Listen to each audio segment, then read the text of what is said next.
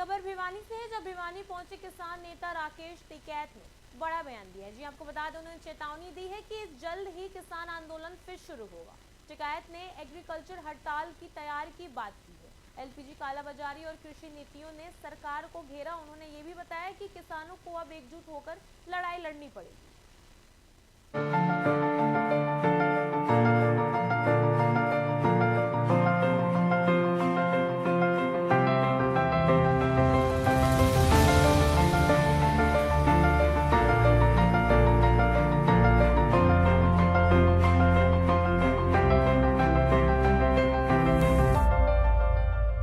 भाई है और इनका पूरा परिवार है और भी जो साथी है, ये धरती तो भिवानी आंदोलन की हो रही और नई जागृति भी दी।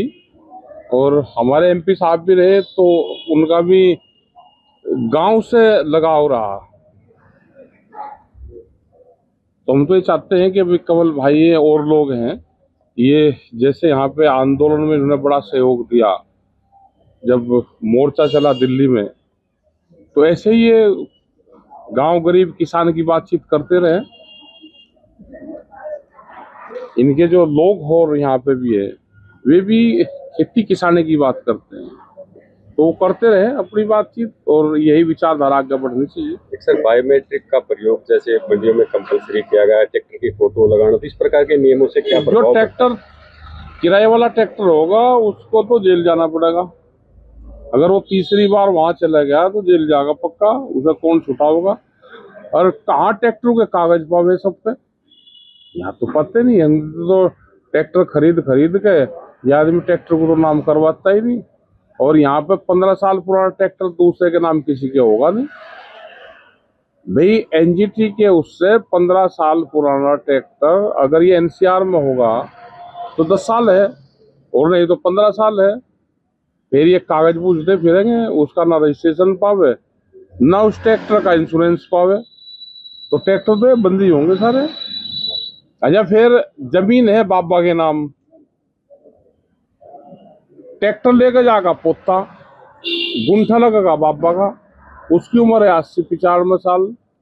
कोई जमीन है किसी लड़की के नाम, उसकी हो रही शादी, वे उसके ससुराल वालों से भेजेंगे नहीं भेजेंगे, खाते में पैसा भी उसी के जाएगा। फिर बताइए।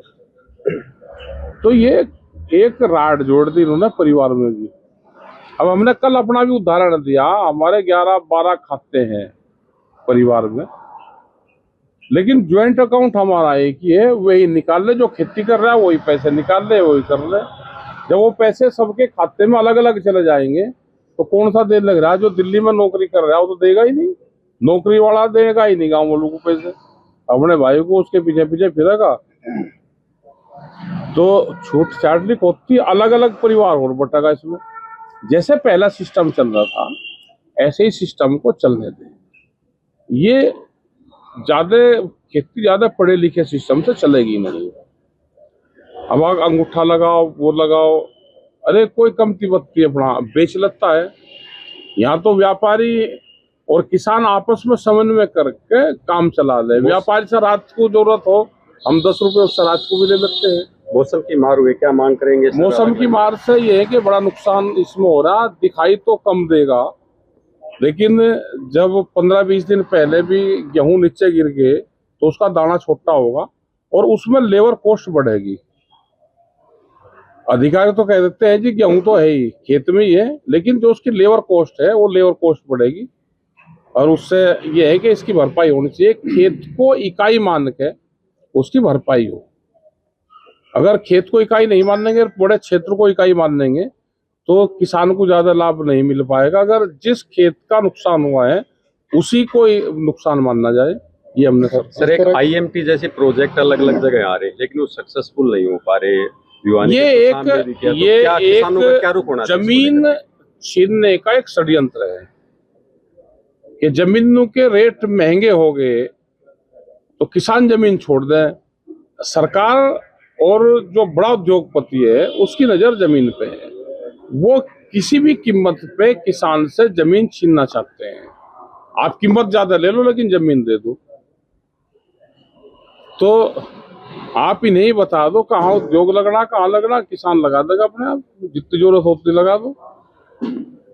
इंडस्ट्रीज के नाम पे प्रोजेक्ट फाइल बनेगी, उसमें इंडस्ट्रीज लगेगी नहीं, जमीन को अलाट करवाएंगे और उसको फिर महंगे रेट में बेचेंगे। देश में जितनी इंडस्ट्रीज लगी हुई है, क्या वो चली, कितने लोगों को रोजगार दिए, और वो फिर